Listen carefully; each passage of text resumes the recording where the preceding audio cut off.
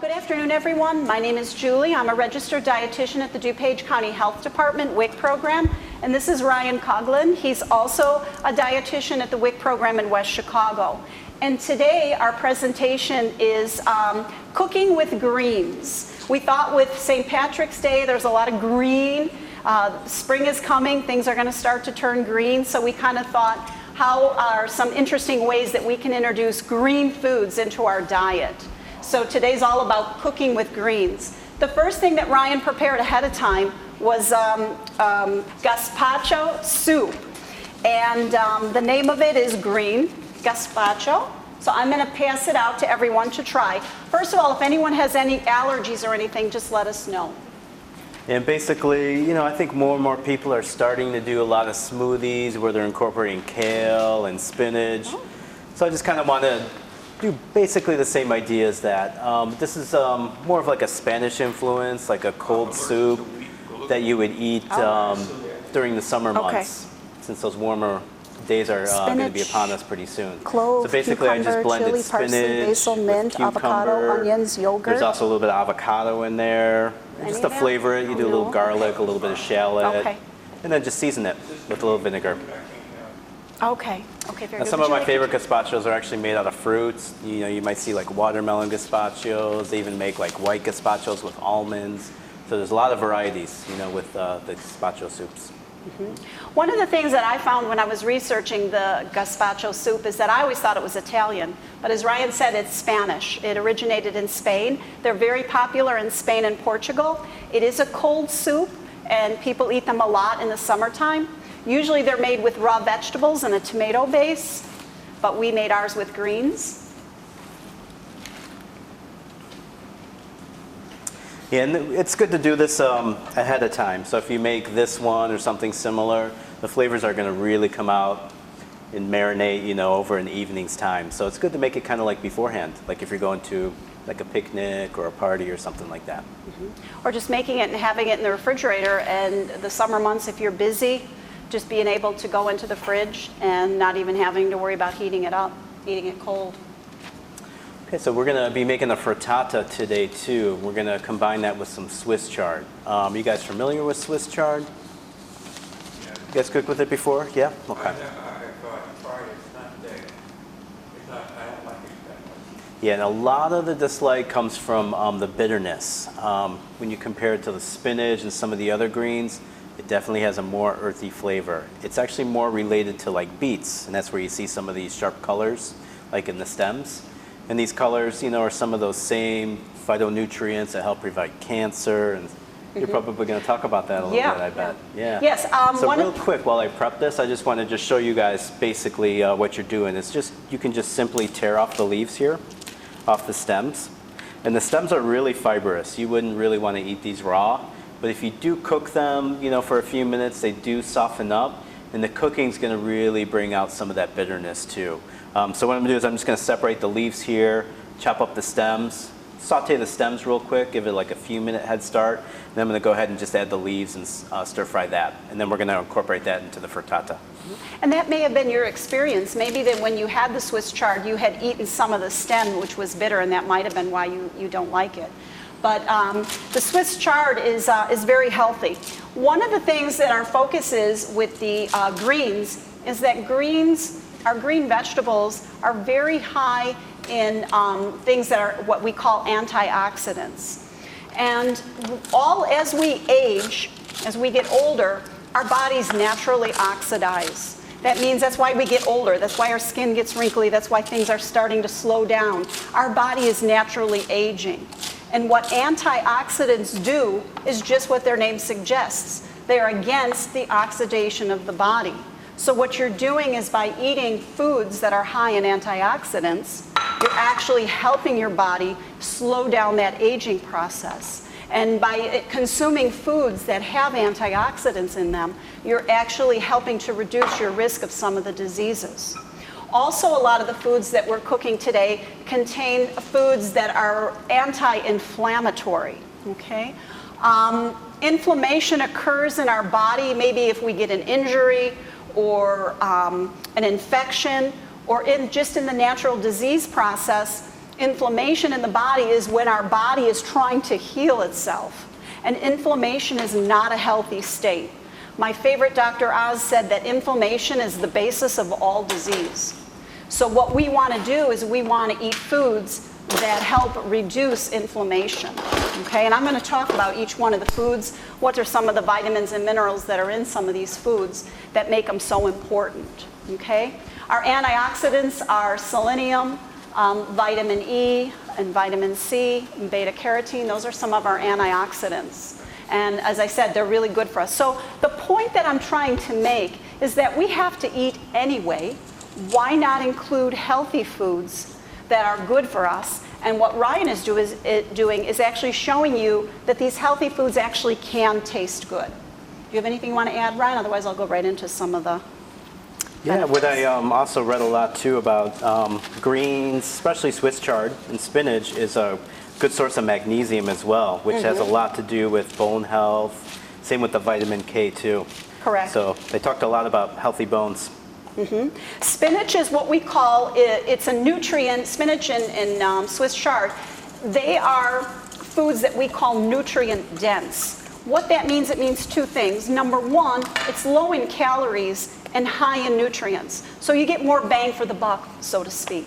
That you're getting all these nutrients and not a lot of calories. And some of the vitamins that we find in the spinach and Swiss chard is vitamin K. Does anybody know a little bit about what vitamin K does to our body?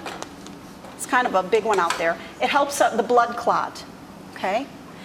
We also have vitamin A, we have folic acid, we have iron, we have calcium, we have B12 and B6, and vitamin E, zinc, and selenium. Those are all the things that are found in the Swiss chard and the spinach. Now, when Ryan is showing you the Swiss chard, they could easily substitute spinach if they wanted, right? Absolutely. Yeah. Yeah. Okay. And yeah, I've made many frittatas with all kinds of vegetables. Asparagus is going to be in season pretty shortly. Combine any of your favorites, mushrooms. I always like to add a little cheese. You can add some fresh herbs too. I have some parsley, some basil. You can always chop that up. Just add that to the egg mixture for a little bit of flavor. But since we got the greens in there already today, I'm going to leave it a little bit more simple for us today. Are you guys familiar with frittatas? Okay. It's basically just an egg dish that's typically baked. Almost like a quiche, kind of similar to an omelet, kind of in between. So what I did is I did about 9 eggs just so we have enough to sample for the whole group. This recipe calls for 8. You can just do it to how many people you have. I've made frittatas with just 4 eggs before too. But usually you want to use more eggs because it's going to be a little bit easier because you can even eat them cold, hours later, or just save them for the next day. So I got the eggs here, and I can hear those stems are starting to fry up. So I'm going to go ahead and just add the leaves to the stem and just saute that first. And I'm just going to add that to the mixture here. Here, I'll give you some room. So we included the recipe with the instruction on how to do this. So you're just doing a little bit of shallot, a little bit of garlic, just to kind of give it a nice base and some flavor. Now if you're doing this home, I would do it for a few minutes just to really cook down the stems, just to get them nice and caramelized, kind of brings out the sugar. And like I said, you're going to bring out more of that bitterness the longer you do cook it.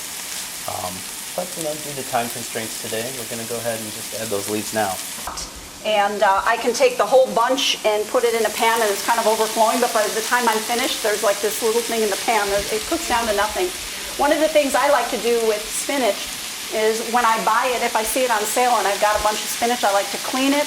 I use my salad spinner, I spin it dry, and then I put it in the refrigerator. It's prepped and ready to go. Sometimes I'll even saute it, and then it's ready to use in anything. Scrambled eggs, sometimes I dump a can of diced tomatoes, and I've got a side dish. Can you substitute kale? Can you do kale too? Yeah. Kale sometimes is rough, but definitely. Pretty much any type of green except, would you say, not like a lettuce, a Boston lettuce or something like that? So really you want something like a kale, chard, or spinach. That's not kale, is it? No, that's Swiss chard. It's really the same thing with Swiss chard. This is rainbow chard. Sometimes you might just see like a white Swiss chard or just a red Right, Swiss chard. sometimes the stems are white, sometimes they're red, or like Ryan said, rainbow. He's got a red and orange, I think, and a yellow stem in there. Yeah. Yeah, that's what they call it rainbow, because there's so many different colors, yeah. You can see it's starting to cook down, like a good consistency. I like to cook it down a little bit more. You also got to keep in mind when we cook the eggs, it's also going to do a little bit more cooking as well. If you want me to, if you've got some time while you're cooking it down, should I talk about the olive oil and the garlic? Absolutely. Okay. Yeah. Olive oil. I love olive oil. And careful with the torch. Olive oil is very healthy. It is one of the good fats for us. And what you want to do, quality matters. When you're going to cook with olive oil, I always say get a good quality olive oil. If you can, the best way to do it is to buy it in a liter because it'll last you a really long time and it's more economical. And then what I usually do is I'll take that liter and I'll pour it into little smaller containers. So a good quality, extra virgin, first cold press. Now, there's been a lot in the news lately about the Italians cheating on their olive oil. So I personally like the olive oil that comes from Greece. And they have Kalamata olive oils as well, which are really good. Now, olive oil, it's a very good source of omega-9 fatty acids. 75% of olive oil is omega-9 fatty acids. They are anti-inflammatory. Remember, olive oil is an anti-inflammatory food. Remember, I was telling you we want to eat foods that are anti-inflammatory to reduce our risk for disease. And it reduces our risk of disease because it protects the cells that line our blood vessels. And then that reduces our risk. Yeah. The olive oil that I buy it at Aldi's because that's the cheapest place to buy it. Okay. And Not the tall, dark one, but the other one. Is it more like a gold or yellow? Yeah. Okay. I can't remember the name of it though. Okay.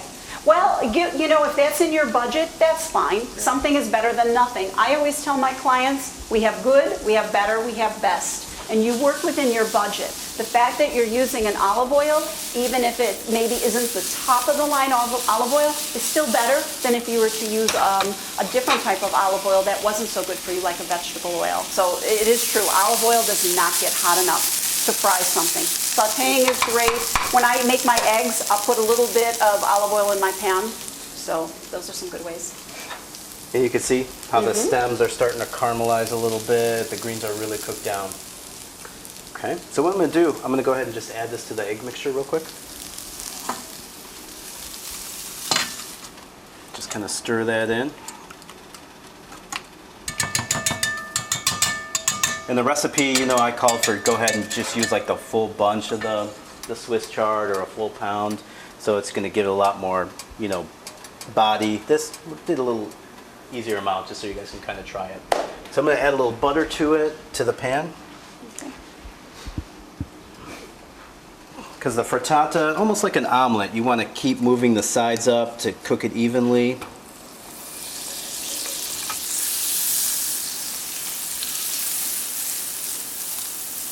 This is the first time you guys got behind the counter. It's kind of exciting. This is our first time. I'm in on it now. I know. It makes it a little more real. So that particular oil that I mentioned, that's okay to bake with, right? Yeah, according to Ryan, go ahead and bake with it. I also purchase Aldi's canola oil as well, and I use that for baking too. Which one is that? It comes in a container by it's by the vegetable oils. Oh. It's probably in that same baking aisle. I'm a big Aldi shopper too. So what I'm going to do here is I'm going to try and just get the eggs to set. You know, as they cook, they're going to kind of firm up on the edges. So I'm going to just, you can watch me just kind of move the sides and then kind of get some of the liquid parts back down like that. And then when we get it a little bit more set, I'm going to just finish it in a broiler just to cook the top evenly. And of course I'm going to add some of that Parmesan on top to give it a little extra flavor. Okay. While Ryan's doing that, and you guys can watch Ryan stir his dish, I'm going to talk about the egg.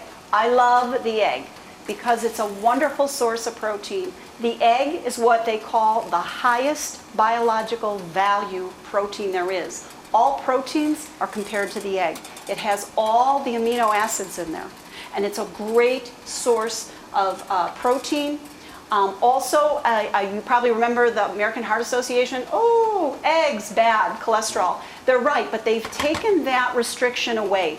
The American Heart Association, within the last, I think it was a year and a half, maybe it's been 2 years now, don't restrict anybody for eggs anymore as far as cholesterol. Because yes, the yolk contains 240 milligrams of cholesterol. But they're finding that it's okay to eat eggs. So if you have it every day, it's not, it's Yeah, okay? that's what the Heart Association is saying. 2 eggs a day is okay? Okay. Which is great because eggs are economical too. I mean, it's one of the cheapest proteins. Absolutely. As well. I pretty much always have 2 eggs every morning. Yeah. That's good. I love That's it. great. Yeah. I do too. Especially if you're exercising. A lot of people ask, well, what about the protein powders? I just say eat an egg, you know, because it's low in calories and great source of protein. Bring the spatula all the way to the bottom of the pan and Yeah. pushing it in? Yeah. Or- Yeah, just kind of lifting it just to get See? some of that Yeah, liquid see down that? like that. That's really cool. Omelets are tricky. First of all, you have to have patience.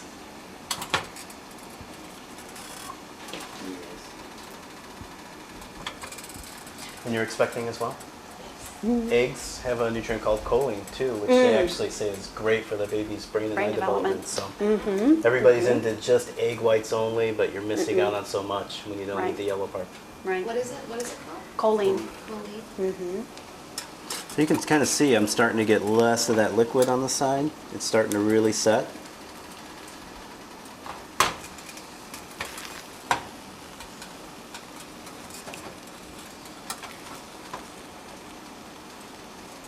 Is anybody Italian here? My hands are. Your hands are Italian?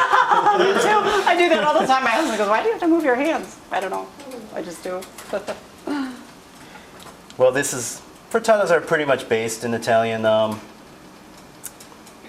cooking. And there's a saying called insapatore, means to make it tasty. So to make this tasty, we're going to add some Parmigiano Reggiano right on top. And freshly grated. And then, of course, we've all heard on the news about the cellulose in the Parmesan cheese now. Yeah, they're cheating us. They're cheating us on our Parmesan. Italian, the olive oil. I know. I know. So the heat source is right on the top. It's just going to put a lot of high heat right on top of that to melt the cheese and just kind of finish cooking the top of it. So we'll give that 2 minutes. Simple pesto sauce. Anybody make we pesto taught? at home before? I made it once. You made it once? Okay. Now, it's typically made with basil. That's the classic dish from the coastal town of Genoa, and this is Genoa basil. But you can make it with arugula. Some people have made it with spinach. So you can do other greens, but definitely basil's definitely the flavor. You guys are familiar with basil? Very sweet. Yeah, very sweet. Yeah, very aromatic. Just smells delicious. So we'll go ahead and just add the basil here. Just wash and clean the basil. Okay, well, Ryan, can I talk about some of the health benefits of basil? Sure. Okay. Well, let me just go through the ingredients. Okay, We're going to add a little sure. garlic to it, which I just chopped about 1 or 2 cloves here. So if you like garlic, go ahead and go with, if you're not crazy about garlic, you can just go with like 1 little clove. So we chop that up first. Some people do like to add a little extra parsley to their pesto. I do sometimes too. It gives it kind of like a fresh, zesty flavor, but we're just going to go classic and traditional. So typically you're going to thicken the sauce with nuts. We're using the classic recipe, of course, is pine nuts. They're more expensive. They have a great flavor, definitely give it a nice creaminess. But you can use other types of nuts. I'm going to use almonds today, or I'm sorry, I'm using walnuts. I've made it with pistachios before. I've also made it with cashews. So you can kind of just use what you have in the house. But ideally, it's going to give it like a healthy fat source. And then we're also going to add some extra virgin olive oil to it, once again. You want to do about a 1/4 cup of the olive oil. What I do is I'm going to blend this. If I feel like I have to add a little extra, olive oil just to get it to a nice consistency, we want to do that. And make it a little bit thinner, and then we're going to go ahead and just stir in the Parmesan cheese. And then just season it, a little pinch of salt, and a little bit of black pepper. Okay, so I'm going to go ahead and blend this up while Julie tells you about some of the health benefits. Basil also very aromatic. Essential oils. These oils in the basil have anti-inflammatory properties, and they also have antibacterial properties as well. The herb, low in calories, no cholesterol with that. High in beta carotene, vitamin A, lutein, which is good for our eyes. Those are the vitamins that act actually as scavengers that get those free radicals to prevent against oxidation. That they feel that these basil actually helps play a role in macular degeneration that we sometimes see as we get older. It has something called zeaxanthin, which is also another kind of vitamin A or a carotenoid compound that actually helps filter ultraviolet rays from reaching the retina. And a lot of vitamin A as well that helps our skin and our vision. And vitamin A has been shown to help protect our body from lung and oral cavity mouth cancers. Vitamin K, it has vitamin K, which is also for clotting of the blood. Basil also contains a good amount of minerals like potassium, manganese, copper, and magnesium. Okay, Ryan, how's it going? We're going to bring our own blender next time. Okay. And you can see the pesto, I mean, you got some of the basil that's not blended that great. You could use a food processor as well. So if you want to make pesto the old-fashioned way, you'll get the best arm workout, because what they normally do is like a mortar and a pesto. Oh, yeah. They just keep crushing it. You're getting a nice creamy pesto that way. Patience as well. Patience, It takes a long time. So we're going to go ahead and just fold in a little Parmesan here. You can kind of see the pesto's a little bit on the thinner side. So we'll just add a little of the Parmigiano Reggiano. And couldn't they use the pesto like on pasta? Absolutely. And so many uses for it. You know, Yeah. sometimes I grow basil during the summertime because basil's not the cheapest thing, you know, if you buy it pretty regularly at the store. So for $3, you get your own plant going, put it in a pot. Just make sure you feed it a lot of water every day, and you'll have basil all summer long. So when I have a lot of basil I need to do it, I'll make a bigger batch of pesto. I'll toss grilled vegetables in it. I like to make a lot of bruschetta at home. I'll put it on the bruschetta. Make a lot of pasta at home too for the kids.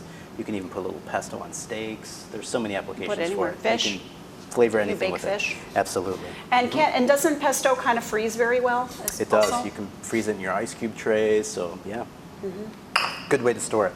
But today we're going to do some pasta since you mentioned it. I have some tortellini.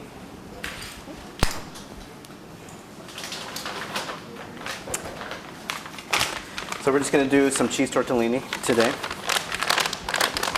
This is a great brand of pasta. If you guys ever go to the Jewel, I mean, I love making my own pasta, but if I have to buy like a ravioli or something, this is a great brand, imported from Italy. So we're going to go ahead. I got some pasta water boiling here. Let's go ahead and add it. Again. And typically pasta cooks anywhere between like 8 to 10 minutes. Tortellini is going to cook just like a ravioli. A few minutes, it should be done. One of the things while Ryan's cooking, I'm going to talk about the health benefits of garlic, because some of the recipes call for garlic. Garlic also a good antibacterial and antiviral properties. Garlic is a member of the alum family, which also includes onions and leeks. And they contain sulfur compounds. That helps prevent, again, against oxidative stress, against our body oxidating. What it does, it also, garlic is a good way to reduce inflammation as well. It prevents our blood platelets from becoming too sticky, so lowering our risk of a clot. And garlic also contains vitamin C and selenium, antioxidants.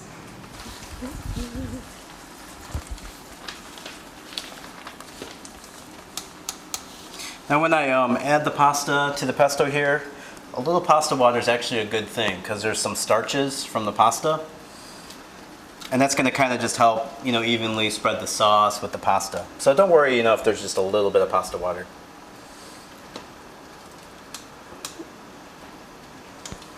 Looks like we got plenty of tortellini, so I hope you guys brought a little appetite today. Yeah, you guys hungry, I hope? It's kind of like something that you're allergic to being inside your body. And we're just going to kind of gently incorporate the pesto with the pasta here. Don't want to stir it too rough because it'll break the tortellini. Many people are afraid of cooking because of the measurements, but I mean, you should really just feel free to experiment a little bit. You know, and I've made a lot of bad dishes, you know, and you learn from your mistakes. Yeah, it's just like anything, just practice. Now I'm gonna blame some of the texture on this blender. There's some, chunks of walnuts in here, and the pesto or the basil isn't as pureed as I would like it, but this is gonna work. Yeah, Still gonna taste good. Blenders do okay, but if you really want to fine chop a food processor, and they've been, the Mortapella, yeah, you can do that. That's great if you've got that strong arm. But a food processor, I think, works really nicely as well. You guys probably remember from our other classes too, the first part of eating is the visualization. So we want to go ahead and just doctor this up a little bit, just so it looks a little bit nicer. Presentation A is little everything. Parmigiano Reggiano on top. Okay. Color, the way you plate it. I'd like to add just a little touch of fresh virgin olive oil on top. And if you can throw like another piece of fresh basil on, we've already used all of our basil, so I'll just put a little parsley right on top. Right.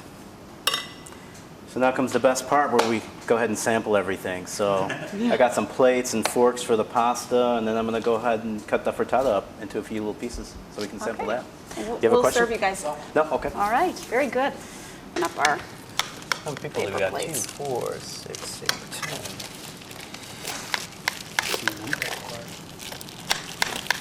10. Okay, here's this. I'll go get some water for you guys.